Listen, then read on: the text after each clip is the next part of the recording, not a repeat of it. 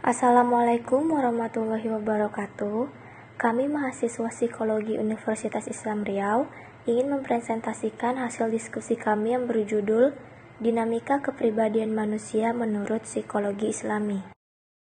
Jelaskan pengertian kepribadian manusia dalam psikologi Islami.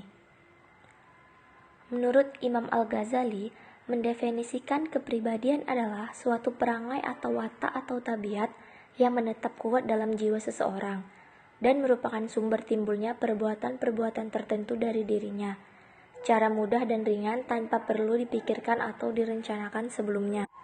Abdul Mujib mendefinisikan kepribadian adalah satu kesatuan integrasi dari sistem kalbu, akal, dan hawa nafsu yang menimbulkan tingkah laku. Ibnu Qayyim al-Jauziyah mendefinisikan kepribadian adalah hasil kerja bareng dan dinamika integrasi dari unsur kepribadian yang terdiri dari potensi nafsiyah atau jasad dan naluri dan potensi akal dalam penggunaannya. Hafiz Abdurrahman mendefinisikan kepribadian adalah akumulasi dari cara berpikir seseorang dalam menghukumi realitas serta kecenderungan nafsiyah terhadap realitas tersebut. Dinamika kepribadian menurut psikologi Islam itu ada 3. Yang pertama yaitu kepribadian amarah atau nafsal amarah. Kepribadian amarah adalah kepribadian yang cenderung pada tabiat jasad dan mengejar prinsip-prinsip kenikmatan atau pleasure principle. Kepribadian amarah mendominasi peran kalbu untuk melakukan perbuatan-perbuatan yang rendah, sesuai dengan naluri primitifnya, sehingga merupakan tempat dan sumber kejelekan dan tingkah laku yang tercela. Misalnya yaitu orang yang tidak ada perasaan takut lagi untuk berbuat dosa atau melanggar perintah Allah. Yang kedua yaitu kepribadian lawamah atau nafsal lawamah.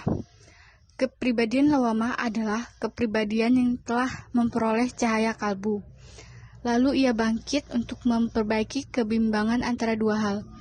Dalam upaya yaitu kadang-kadang tumbuh perbuatan yang buruk yang disebut oleh watak gelapnya. Namun ia diingatkan oleh nurilahi sehingga ia mencela perbuatannya dan selanjutnya ia bertaubat dan beristighfar. Misalnya orang yang ingin berbuat jahat tetapi ia juga mengingat konsekuensinya atau dosanya. Yang ketiga adalah kepribadian mutmainah atau nafsal mutmainah. Kepribadian mutmainah adalah kepribadian yang telah diberi kesempurnaan nur kalbu, sehingga dapat meninggalkan sifat-sifat yang baik.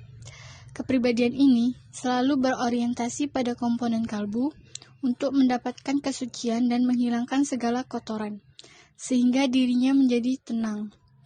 Kepribadian mutmainah bersumber dari kalbu manusia, sebab hanya kalbu yang mampu merasakan tumainah. Quran Surah Al-Ra'd ayat 28. Misalnya orang yang taat kepada Allah, sehingga di hatinya tidak ada niat untuk berbuat dosa sekalipun. Tipologi kepribadian. Dalam ilmu psikologi, terdapat istilah kepribadian sehat dan kepribadian tidak sehat. Adapun makna dari kepribadian sehat adalah keadaan individu yang mengarah pada perkembangan yang adekuat dan kemampuan mental yang memiliki kesesuaian fungsi, sehingga individu mampu mengembangkan kemampuan-kemampuan mentalnya secara baik. Individu yang memiliki kepribadian sehat memiliki sifat-sifat sebagai berikut. Yang pertama, terbebas dari gangguan psikologis dan gangguan mental. Yang kedua, mampu menyesuaikan diri dengan lingkungan tanpa kehilangan identitas. Yang ketiga, mampu mengembangkan potensi dan bakat. Dan yang keempat, memiliki keimanan pada Tuhan.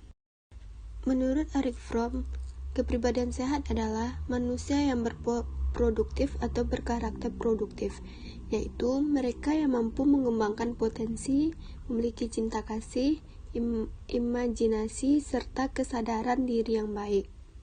Ciri-ciri kepribadian sehat. Yang pertama, mampu untuk mencintai dan bekerja. Yang kedua, memiliki ego. Yang ketiga, merupakan creative self.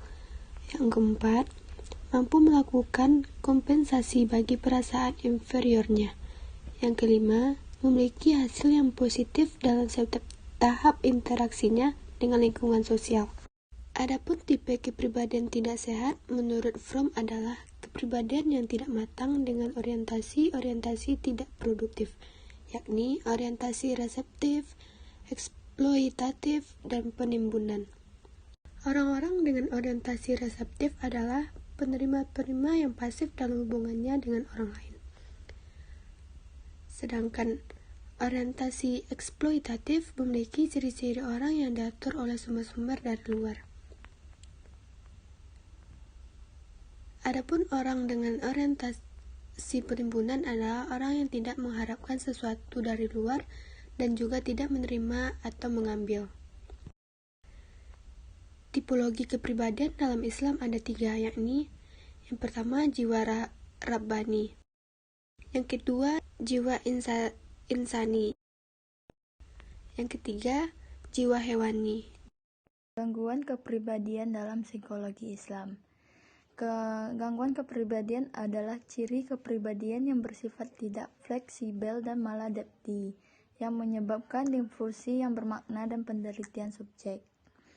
Orang dengan gangguan kepribadian memiliki respon yang benar-benar kaku terhadap situasi pribadi, hubungan dengan orang lain ataupun lingkungan sekitarnya.